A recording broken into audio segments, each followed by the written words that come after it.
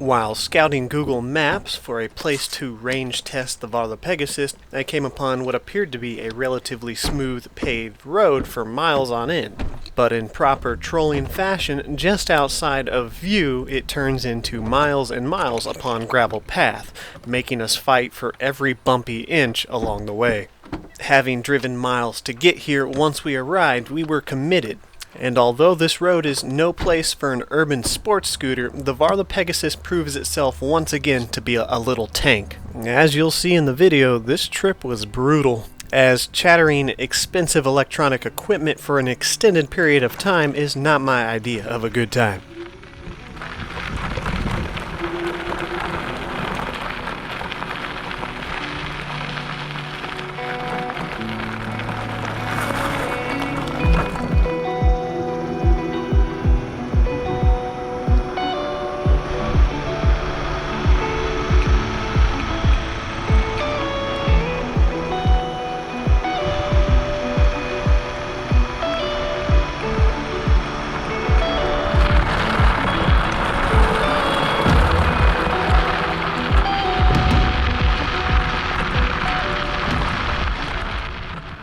Without traveling for over an hour, finding a suitable place to range test an urban sports scooter is not exactly the easiest thing to do where I live.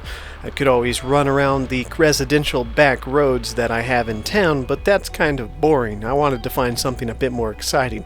This was a bit much, and I was considering turning back until only after a mile into our trip we discovered a hidden cemetery. And you guys know I like to explore these, so let's go find out what the Hyde Cemetery looks like.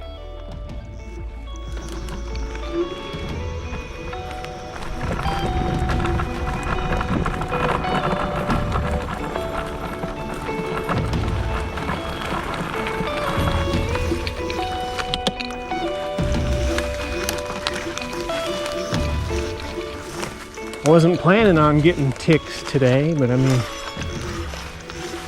if there's a hidden cemetery here, we gotta check it out. This was not on Google Maps, so I wasn't planning on this.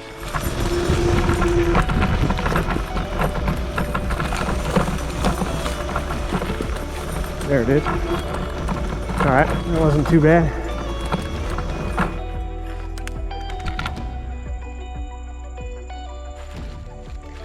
Hyde Cemetery, established 1850.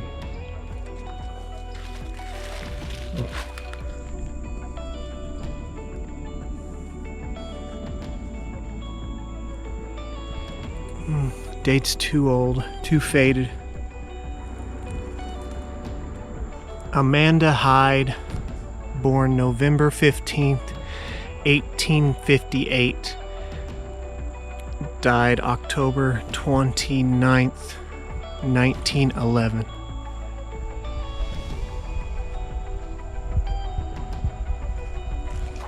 Had to look for more detail on some of those. That swarm of mosquitoes was pretty bad.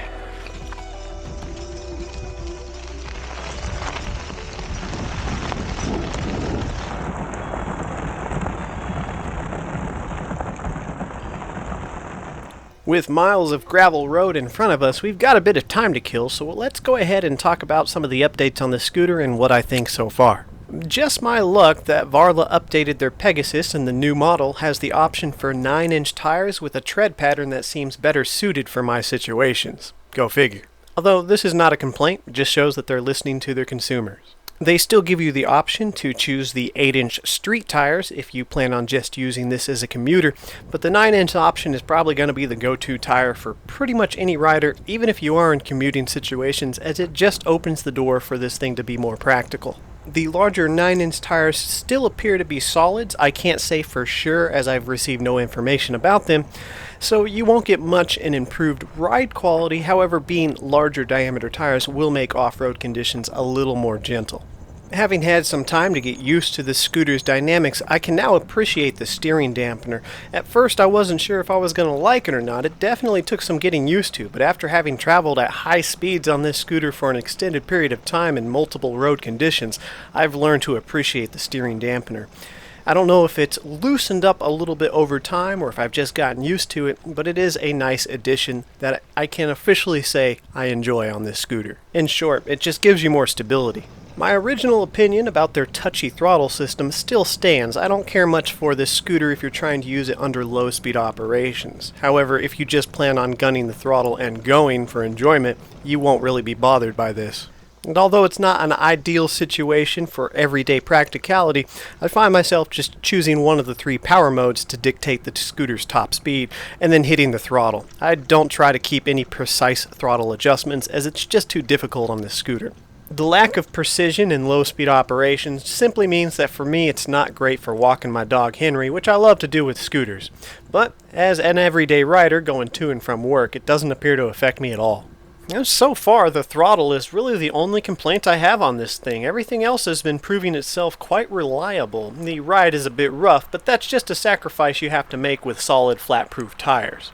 The overall build quality of this thing has impressed me thoroughly, and the unique design is unmistakable when you're looking at scooters in this price range. There's a lot of brands that use similar styles of scooters that kind of all look the same at a glance. When you look at the Pegasus, you're not guessing what kind of scooter that is. The heads-up display has proven to be not only accurate, but pretty useful. With a voltage and current readout, you get some valuable information. And as I found out in today's ride, the battery bar indicator is accurate. It's actually spot on. Unlike a lot of bikes and other scooters, it doesn't stay at full battery bar indication for half your trip and then suddenly drop down. It drops down linearly with the battery. It appears to be calibrated properly. The amperage readout appears to only show how many amps the rear wheel speed controller is pulling from the battery. This is still useful. When you go into dual wheel mode, it kind of cuts itself in half, going to show that you're actually putting less stress on each motor and each speed controller when you're in dual wheel drive. And I actually didn't really notice any difference in mileage and range when switching over to single wheel drive. It's probably better with this scooter just to stick with 2 wheels all the time. Now I have one more important piece of information that you should consider if you're in the market for a scooter. I'll save that till after the ride because it'll make a bit more sense once you've seen what this thing's had to endure.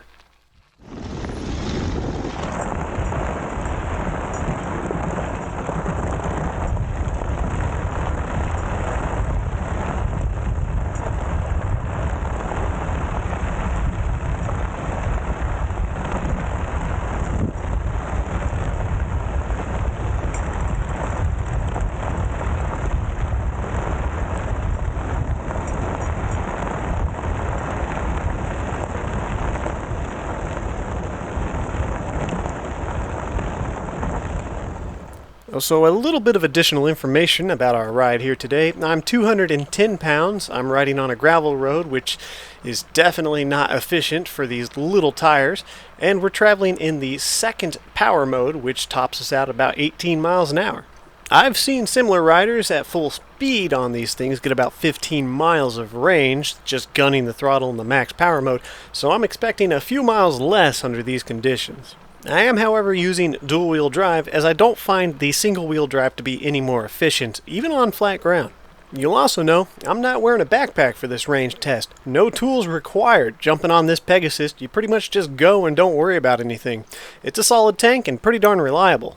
And obviously, I don't have to worry about flat tires, so no pump or patch repair kit needed. If there's going to be a failure, it's going to be pretty catastrophic and not something I'm going to be able to fix with tools in the field. And the same can be said with pretty much anything electric or gas.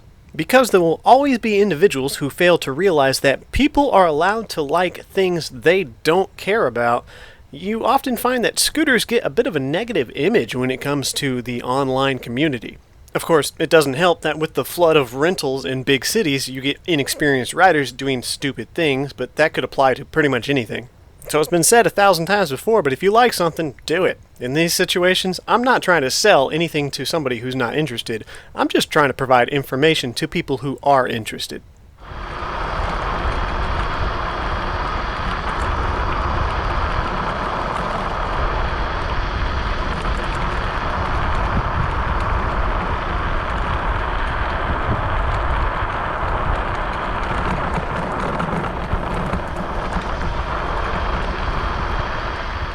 Coming up on 7 miles into our trip, the road conditions gave us a temporary break from the gravel into some patchy road work, which wasn't much better, but it did allow us to grab some speed, which we hadn't seen for most of the trip.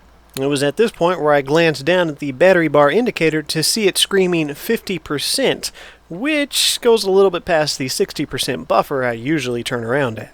Having already learned that 50% does not mean you're guaranteed to make it back, and as a matter of fact usually means you won't, well, we're going to find out how this goes.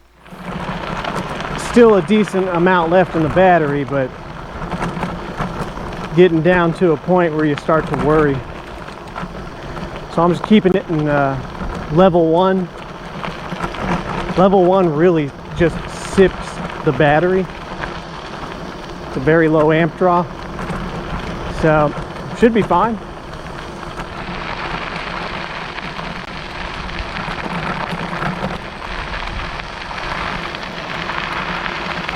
I'm trying to find good lines on this road, but everywhere I go it's just sandy gravel. I'm trying to find something compact to ride on, because that'll put a lot less drag on the tires. The motors won't have to work as hard.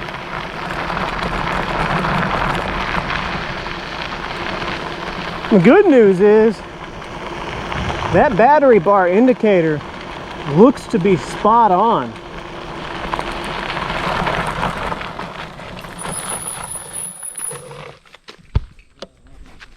Oh.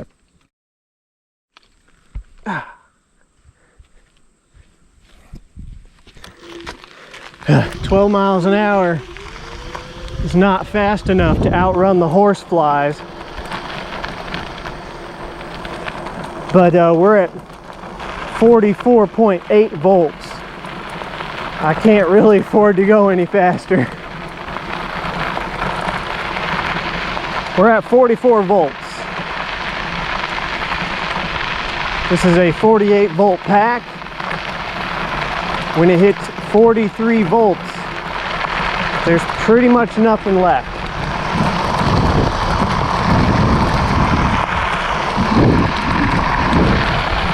Yep, voltage is dropping like a rock. I think it's right over this little hill. Oh no! That's it.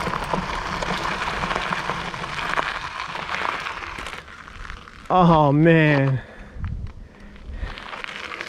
Did we cut that down to the wire or what? Because I'm pretty sure that we are just over this little hill right here. The good news is, there's the truck. And it looks like we died a little less than half a mile from the truck. Lucky me. So running the Pegasus in pretty much a worst case scenario where it's not designed to be run, looks like we got 13.5 miles from a full battery to a completely dead battery. I don't generally like to fully drain my batteries, but in this situation we got caught a little off guard. I knew that the gravel road was going to have a significant impact on our range, so I'm glad I turned around when I did. As a fun side note, pushing a heavy electric scooter through a sandy road with tiny solid tires is not fun or easy. Thank God we didn't die any further down the trail. I know a number of 13.5 miles is not very impressive, but just keep in mind this is not what the scooter was meant for. It gets a lot more range on solid ground. But we were here, so I guess this was more of an endurance test than an actual range test. Anyways, we took it home, threw it on the charger, and then took it to work that night. I examined it while at work, and it showed no signs of fatigue. I didn't see any damage on the scooter whatsoever. This thing is solid. Despite the solid tires giving us a bumpy ride on this gravel road, the suspension did a good job at soaking up the unexpected potholes anytime they came around. And when I would get into the really loose gravel, the steering dampener did a good job at keeping me from overcorrecting. I can't say whether or not it saved me from a wreck, but it definitely gave me more confidence. In closing, even though the Pegasus is quite a capable scooter when it comes to build quality, I find their Eagle 1 to be so much better in every situation. I would say if you can afford to save up for Varla's Eagle 1, you won't be disappointed simply because you can find it practical in pretty much any situation. Whether you're using it for a commuter or for fun out in the woods off-road, it's more powerful, it has more range, a better suspension system, it even has better lights. Yes, you can get a flat on the Eagle 1, but in my opinion, the ride quality of that scooter is so much better than the Pegasus if you can afford to save up for it. That's what I would go for. However, as mentioned in our first video, if you're only going to be cruising around smooth city streets and bike paths, the Pegasus will definitely not let you down, as this is a powerful scooter for its size, and as long as you're on smooth streets, the range is sufficient. Hope you guys got some useful information out of today's video, or at the very least, were mildly entertained. And until next time, ride safe.